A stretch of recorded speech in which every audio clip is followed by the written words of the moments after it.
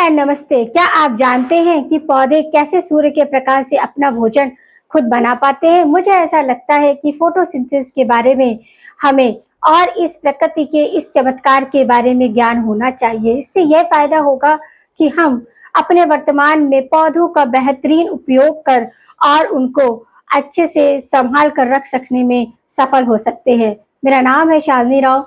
मैं digital biology science की digital रचयिता हूँ। आपको हमारा वीडियो पसंद आए तो लाइक करें, शेयर करें, साथ ही सब्सक्राइब करें। तो गाइड हम स्टार्ट करते हैं अपना आज का टॉपिक।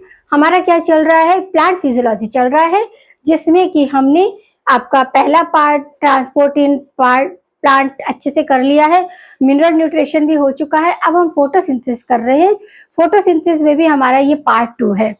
पार्ट 1 में हमने क्या देखा था? फोटोसिंथेसिस की डिफिनेशन देखी थी, जिसमें कि 3-4 जो एक्टिविटी थी वो इन्वॉल्व थी। जैसे वो रिडॉक्स रिएक्शन होता है, फिजियोकेमिकल प्रोसेस होता है और आपका क्या होता है? एंटरगोनिक प्रोसेस होती है। इसी के साथ हमने लाइट रिएक्शन और डार्क रिएक्शन के प्रोडक्ट भी देखे थे कि कहाँ पर क्या फॉर्मेट होता है और कहाँ पे क्या यूज होता है। और हमने क्लोरोफिल का छोटा सा और आपका ये क्या है समराइज डायग्राम भी देखा था कि क्लोरोफिल क्या है? सेल का इम्पॉर्टेंट ऑर्गेनल होता है जो कि फोटोसिंथेसिस में इम्पॉर्टेंट रोल प्ले करता है। डबल लेयर्ड होता है और उसमें आपका ग्रेनम, स्ट्रोमा और थैलेकोइड ये स्ट्रक्चर देखने को मिलते हैं। इसी के साथ हमने कुछ एक्सपेरिमेंट भी यहाँ पर स्टडी कर लिए थे। वो एक्सपेरिमेंट थे कि मतलब फोटो, क्योंकि बहुत कंट्रोवर्सी चल रही थी कि फोटोसिंथेसिस में क्या क्या जरूरी होता है, क्या क्या नहीं होता है। तो उसी में था कि एक हमने लिया था मोलर का, जिसमें उन्होंने बताया था कि जो आपका प्लांट है उसमें आपका CO2 demonstrated of the CO2 quantity. CO2 उन्होंने क्या किया था कि बीकर में KOH का सोल्यूशन लिया था और क्या किया था? एक ब्रांच उसकी लीफ को टिप किया था। आधी लीफ टिप हुई थी और आधी आपके बाहर एयर पोर्शन में थी। जो एयर पोर्शन में थी वो बाद में आपका आयोडीन टेस्ट दे रही थी, और जबकि जो कि डूबी हुई थी KOH में उसने आयोडीन टेस्ट नहीं दिया था। इससे ये आपका ऑब्जर्वेशन हुआ था कि मतलब वहां पर CO2 क्या है? एब्जॉर्ब कर ली गई है। किससे? KOH सोल्यूशन से। जबकि ओपन एरिया में क्या था? CO2 प्रेजेंट थी और वहां पर स्टार्च बना था, इसलिए वो ब्लू कलर का आपका आयोडीन टेस्ट दे रहा था। वही हमने सेकेंड देखा था फ्रिंकले का। उन्होंने बोला था कि एक बेल जार में चूहा और कैंडल को रखा। कुछ समय बाद दोनों कैंडल भी बुझ गई और चूहा भी डाई हो गया। फिर उन्होंने क्या किया? उसी बेल जार में उसी में उन्होंने मिंट का पौधा रखा। मिंट जो कि लिबर्टी फैमिली का पौधा है, तो वो क्या ऑक्सीजन रिलीज कर रहा था। तो अब प्लांट भी आपका ग्रीन रहा और आपका जो कैंडल थी वो भी बर्न करती रही और इसके साथ आपका माउस भी, मतलब यानी कि तीनों ही सरवाइव कर रहे थे। क्यों? क्योंकि उनको क्या था? CO2 और ऑक्सीजन आपका बैलेंस हो रही थी, मिल रही थी एक दूसरे से। तो ये एक्सपेरिमेंट यहाँ पर ये शो हुआ कि आपका ऑक्सीजन जरूरी है। फिर आपके बाद हम उसी पार्ट को हम कंटिन्यू कर रहे हैं इस पार्ट 2 में। अब हमारा नेक्स्ट एक्सपेरिमेंट है जेवी सर्च का। जेवी सर्च साइंटिस्ट इन्होंने क्या बताया था? During photosynthesis glucose form in green body of plant chloroplast. इन्होंने बोला कि क्लोरोप्लास्ट में ही इस तरह की एक्टिविटी होती है, क्योंकि हम लिविंग ऑर्गेनिज्म है, हमारे पास भी क्या है? ऑक्सीजन भी है, कार्बन डाइऑक्साइड भी है और आपका वाटर भी है। वाटर और कार्बन डाइऑक्साइड को सनलाइट की प्रेजेंस और आपकी क्लोरोफिल की हेल्प से ही किसमें? कार्बोहाइड्रेट में कन्वर्ट करते हैं। तो क्या है कि इन्होंने बोला कि इसमें क्लोरोप्लास्ट की इंपॉर्टेंट रोल होती है। फिर आए आपके इनरेल। अब एंजलमैन का जो एक्सपेरिमेंट था वो बहुत इंपॉर्टेंट है, पूछा भी जाता है। क्यों पूछा जाता है? इससे सीधा क्वेश्चन बनता है, first action spectrum of photosynthesis. यानी कि ये ऐसा पहला एक्सपेरिमेंट था जिसमें स्पेक्ट्रम यूज किया गया था। पता है ना स्पेक्ट्रम? स्पेक्ट्रम यानी कि जो लाइट होती है वो फोटोन की फॉर्म में हमारे पास आती है। तो जब हम किसी भी ऑब्जेक्ट पर व्हाइट कलर का लाइट शो करते हैं या उस पर डालते हैं तो क्या होता है कि हमें डिफरेंट टाइप्स ऑफ लाइट के स्पेक्ट्रम दिखते हैं। तो ये एक्सपेरिमेंट में फर्स्ट टाइम स्पेक्ट्रम एक्शन देखा गया था। First action spectrum of photosynthesis, इसलिए ये बहुत इंपॉर्टेंट आपकी कॉम्पिटिटिव एग्जाम में भी पूछा जाता है और ये बहुत इंपॉर्टेंट एक्सपेरिमेंट है। क्या किया था एंडरमैन ने? क्या किया था कि जो प्रिज्म था उसमें व्हाइट लाइट को क्या किया था? रिलीज किया था, व्हाइट लाइट उसके ऊपर डाली। अब इन्होंने देखो क्या लिया था अपने एक्सपेरिमेंट में, एनारोबिक बैक्टीरिया लिए थे और ग्रीन एल्गा लिए थे। ग्रीन एल्गा कौन से, आपके साइनोफोरा फैमिली के मेंबर लिए थे, और साथ में आपका एनारोबिक बैक्टीरिया लिए थे। ये दो चीज लिया था इन्होंने। टेस्ट ट्यूब में क्या किया, बैक्टीरिया और अपना एल्गाई डाल दिया, और इधर प्रिज्म से व्हाइट लाइट को क्या किया, रिलीज किया। तो व्हाइट लाइट जब आपके टेस्ट ट्यूब में पड़ती है तो यहाँ पर वेगवार यानी कि ये 7 कलर में क्या हो जाता है, डिवाइड हो जाती है। पर violet, indigo, blue, green, yellow, orange, red, पता है ना सबको। तो ये अब ये यहाँ पर हो गया। बट इस एक्सपेरिमेंट में उन्होंने देखा कि जो ये आपके different types of light band है उसमें भी आपका जो बैक्टीरिया का जो कलेक्शन है, क्योंकि इन्होंने क्या ये एल्गा लिया है, तो आप क्या है कि सनलाइट की प्रेजेंस में ये फूड बनाएंगे। तो इन्होंने देखा कि ब्लू, जहां पर ब्लू कलर का स्पेक्ट्रा था वहां पर बहुत ज्यादा क्वांटिटी में बैक्टीरिया, और आपके रेड, यानी कि यहाँ से ये निष्कर्ष निकला, कंक्लूजन, कि फोटोसिंथेसिस मैक्सिमम रेड और ब्लू कलर के लाइट में पॉसिबल है।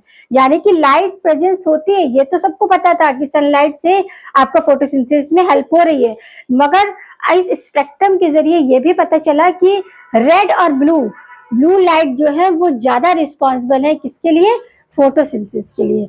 तो यहाँ से ये बात और समझ कर आई कि मतलब आपका कि फोटोसिंथेसिस में लाइट तो इम्पोर्टेंट है, बट आपके डिफरेंट लाइट, ब्लू कलर और रेड कलर, ये भी क्या करते हैं कि मैक्सिमम बैक्टीरिया यहाँ पर देखने को मिले।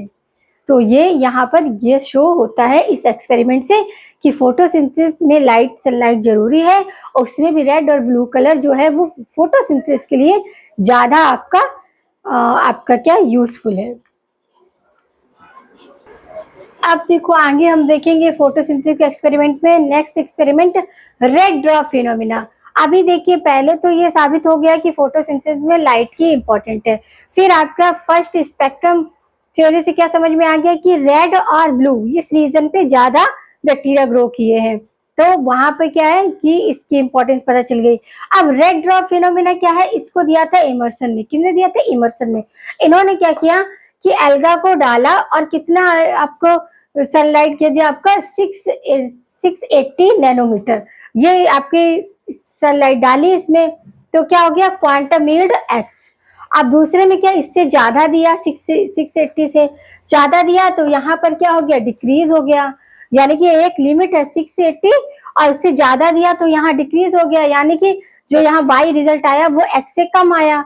तो अब इनका इमर्सन इनहेंसमेंट इफेक्ट क्या हुआ कि यहाँ पर डिस्कवरी हुई कि जो फोटो सिस्टम है वो 2 तरीके के होते हैं, फोटो सिस्टम 1 और फोटो सिस्टम 2। फोटो सिस्टम 1 में आपका 700 नैनोमीटर यूज होगा वेवलेंथ, और इसमें कितना होगा आपका क्वांटम वेव, और आपका 680 होगा। क्वांटम वेव का यहाँ पर क्वांटिटी पता चलेगी कि 680 हम करते हैं तो वो क्या होता है, नॉर्मली आपका एक्स दे रहा है, और अगर इससे हमने मोर देन कर दिया तो क्या हो जाता है, डिक्रीज हो जाता है। फिर यहाँ पर हमने एक्सपेरिमेंट देखा कि 680 ये क्या है, क्वांटम यील्ड है आपकी। क्वांटम क्या है, लाइट जो है उसको हम मेजर करते हैं क्वांटम में, और क्वांटम क्या है आपका स्पेक्ट्रा, मतलब पैकेट के फॉर्म में लाइट हमारे पद तक पहुंचती है। जो सन लाइट है या किसी भी तरह की जो लाइट है वो हमारे पास कैसे पहुंचती है, पॉकेट आपके, तो उसी को क्या बोलते हैं, फोटोन बोलते हैं। और फोटोन में ही आपका क्या रहता है, क्वांटम, यानी कि कितने फोटोन जा रहा है कितने, वो क्वांटम यहाँ पर लिखा। अभी हम आगे क्वांटम फोटोन आपको बताएंगे कि क्या वहां पर क्या वैल्यू होती है, कितना होता है कि ऑक्सीजन और कितना होता है कार्बन डाइऑक्साइड। तो अब क्या है, इमर्सन इनहेरेसमेंट आपका क्या हो गया, क्या इफेक्ट निकला कि अगर हम कम देते हैं 680 से तो क्या हो गया, हमारा जो एक्स निकल रहा है, और अगर ज्यादा दिया तो वाई, और अगर हमने उससे कम देन और भी ज्यादा कर दिया तो जेड, यानी कि एक्सेप्टेशन क्या हुआ, Z is equal to X plus Y, और यहाँ डिक्रीज हो रहा था। तो डिस्कवरी ऑफ 2 फोटोसिंथेसिस सिस्टम, आपका PS1 और PS2। PS1 में आपका 700 क्वांटम यूज करते हैं और सेकेंड में आपका 680। तो यहाँ पर एक्सपेरिमेंट से क्या साबित हुआ कि मतलब कार्बन डाइऑक्साइड की प्रेजेंस जरूरी है, ऑक्सीजन की प्रेजेंस जरूरी है, और क्या आपका कि वहां पर लाइट की प्रेजेंस भी होनी चाहिए और क्लोरोफिल की भी। ये सारे हमने सिस्टमेटिक एक्सपेरिमेंट देख लिए। किस किस साइंटिस्ट ने क्लोरोफिल के बारे में बोला कि हाँ भाई ये होना चाहिए, किसी ने बोला कि आपका ये पिछले ने बोला कि भाई ऑक्सीजन। तो हाइड्रा का भी एक्सपेरिमेंट हुआ था कि किस तरह आपका बेल जार में हाइड्रा को छोड़ा तो बबल्स आए, ऑक्सीजन वहां पर डेरिवेट हुई।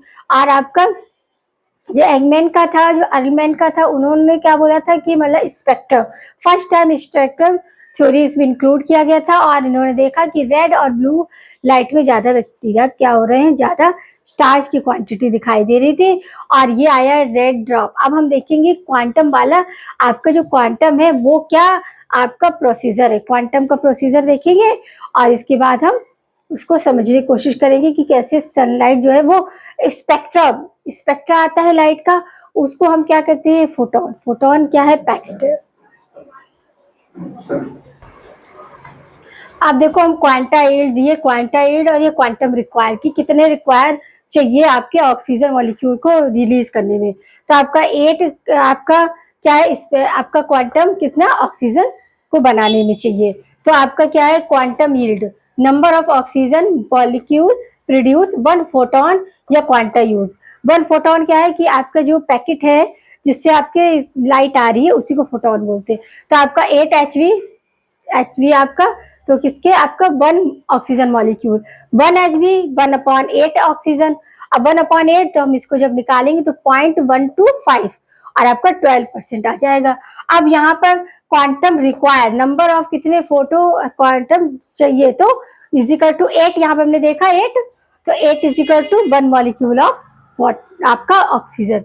समझ में आया कि कैसे आपका क्वांटम को यूज, क्वांटम यील्ड क्या है आपका ऑक्सीजन को फॉर्म करेगा तो उसकी क्वांटिटी कितनी होनी चाहिए कि आपका 680 नैनोमीटर रिलीज किया तो वहां पर आपका एल का क्वांटम यील्ड को क्या करेंगे इंक्रीज फेम में होगा, और उससे मोर देन करेंगे तो डिक्रीज हो जाएगा। यहाँ पर हमारा क्या रिजल्ट आया था कि आपका जो फोटो सिस्टम है वो 2 टाइप है, फोटो सिस्टम 1 और 2, जिसमें कि आपका वो जो क्वांटम है वो कैसे यूज करते हैं 700 और आपका 680 इतना नैनोमीटर यूज करते हैं। और ये हमारा क्वांटम यील्ड है कि किस तरह आपका फोटोन, ये क्या है फोटोन है, फोटोन आपको मेजर करने की यूनिट है किसको, लाइट को। और लाइट क्या है आपका किसमें चलता है आपका फोटोन में, किसमें चलता है क्वांटम में। क्वांटा एक पैकेट है जिसमें वो चलता है। समझ आया कि यहाँ पर लाइट का किस तरह हमने यहाँ पर दिखाला कि आपका जो फोटोन है वो आपका किस तरह यहाँ पर मेजर होगा, किस तरह हम इसे कैलकुलेट करेंगे। अब हम देखेंगे किस तरह इवोल्यूशन ऑफ वो ऑक्सीजन का होता है आपका। तो इवोल्यूशन ऑफ ऑक्सीजन 2 तरीके होते हैं, एक तो इनडायरेक्ट होता है, एक डायरेक्ट होता है।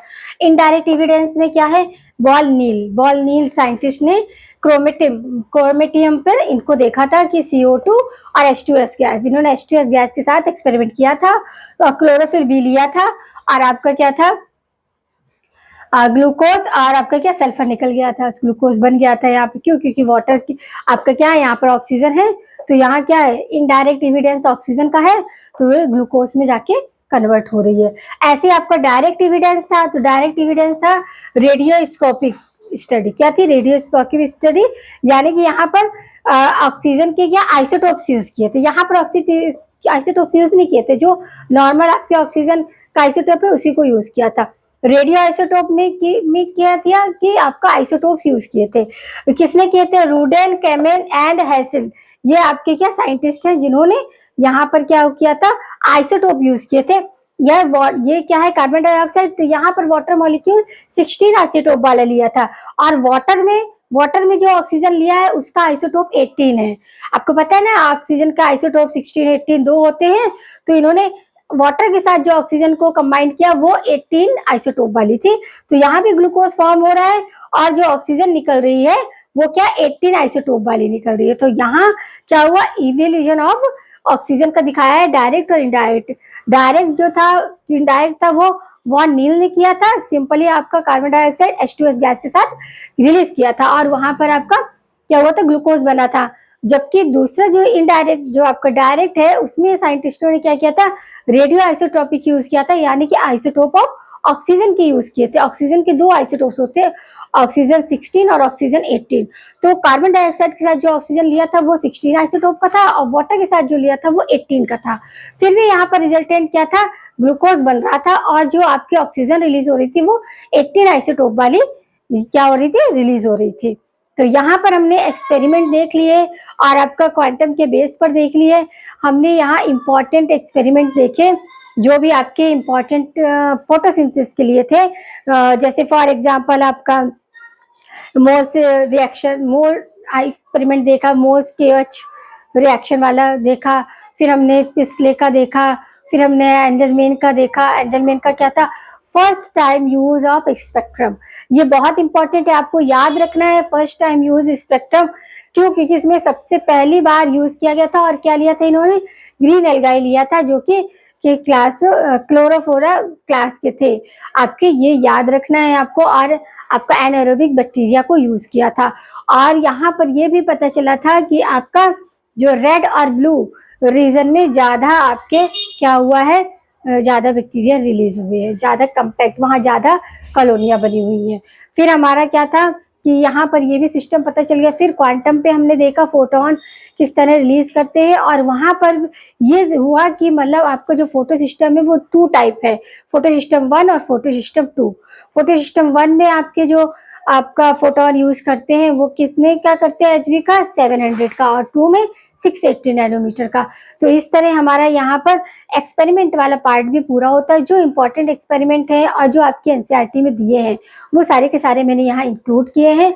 आपको इतना ज़्यादा मैंने लिखा नहीं है, वो सारा आप बुक से पढ़ोगे तो कंसेप्ट क्लियर हो जाएगा। मेरा मेन मोटो ये है कि आपको यहाँ कंसेप्ट क्लियर कराना, तो कंसेप्ट आपका बेटर, मुझे ऐसा लगता है कि कंसेप्ट आपका बेटर वे में क्लियर हुआ होगा कि साइंटिस्ट ने क्या किया, मतलब presence of oxygen, presence of carbon dioxide और प्रेजेंस ऑफ क्लोरोफिल और प्रेजेंस ऑफ लाइट। लाइट में भी आपका ब्लू और रेड कलर आपका ज़्यादा रीजन क्या था, ज़्यादा सुटेबल है आपका। और फिर इसके बाद हमने क्या देखा, आपका इवोल्यूशन ऑफ का आपका ऑक्सीजन भी देखा, जिसमें कि एक डायरेक्ट है एक इनडायरेक्ट है। डायरेक्ट में तो वॉन नील ने क्या किया है, सिंपल आपका कार्बन डाइऑक्साइड H2S गैस के साथ रिएक्ट कराया है, जबकि इन डायरेक्ट मेथड में साइंटिस्टों ने क्या किया, रेडियो आइसोटोपिक यूज किया, यानी कि आइसोटोप ऑफ ऑक्सीजन यूज किया है। जो कार्बन डाइऑक्साइड के साथ ऑक्सीजन है उसका आइसोटोप क्या है, 16 है, और जो वाटर के साथ लिया उसका आइसोटोप 18 है। तो रिजल्टेंट यहाँ भी आपको ग्लूकोज ही मिलता है, प्रोडक्ट वही है, प्रोडक्ट कहीं चेंज नहीं हुआ है। तो आपको क्या वो ग्लूकोज मिलता है और साथ में क्या मिलता है, ऑक्सीजन। मगर ऑक्सीजन कैसी थी, 18 आइसोटोप वाली ऑक्सीजन रिलीज हुई थी।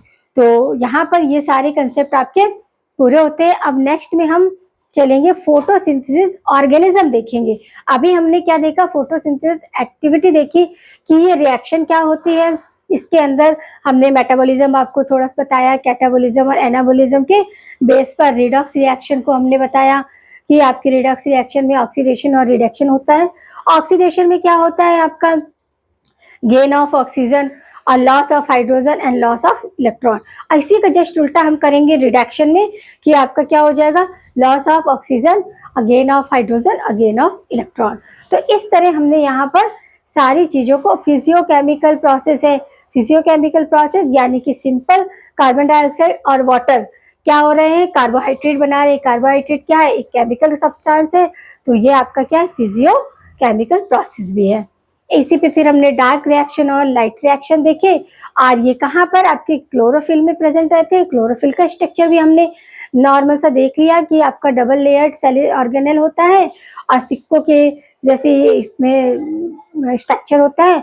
तो सिंगल को थैलेकॉइड कहते हैं और पूरे एक रो को क्या बोलते हैं, ग्रेनम बोलते हैं। मैट्रिक्स भरा हुआ होता है जिसे हम स्ट्रोमा बोलते हैं। अब इसी में हम आगे और देखेंगे कि किस तरह आपके फोटोसिंथेसिस ऑर्गेनिज्म है जो क्या होते हैं, इनमें पार्टिसिपेट करते हैं फोटोसिंथेसिस की एक्टिविटी को कंप्लीट करने में। तो यहाँ मुझे लगता है कि सारे कंसेप्ट आपके एक्सपेरिमेंट और आपका डिफिनेशन, फोटोसिंथेसिस की डिफिनेशन को लेके लगभग सारे कंसेप्ट आपके कवर हुए होंगे। और नेक्स्ट अब हम करेंगे अपना पार्ट 3 में क्या करेंगे, फोटोसिंथेसिस ऑर्गेनिज्म देखेंगे। वहां पर हम क्लोरोफिल ए और बी के बारे में भी बात करेंगे और आपका क्या करेंगे, कुछ इसकी क्वालिटी भी देखेंगे कि किस तरह कौन कौन से चीज़ें यहाँ पर क्लोरोफिल ए के फार्मूला और क्लोरोफिल बी का फार्मूला भी देखेंगे, दोनों के फार्मूले में क्या डिफरेंस होता है वो भी हम यहाँ थोड़ा बहुत डिस्कस करेंगे। बाकी आपका जो भी आगे प्रोसीजर है वो सिस्टमेटिक आपका आगे चलेगा।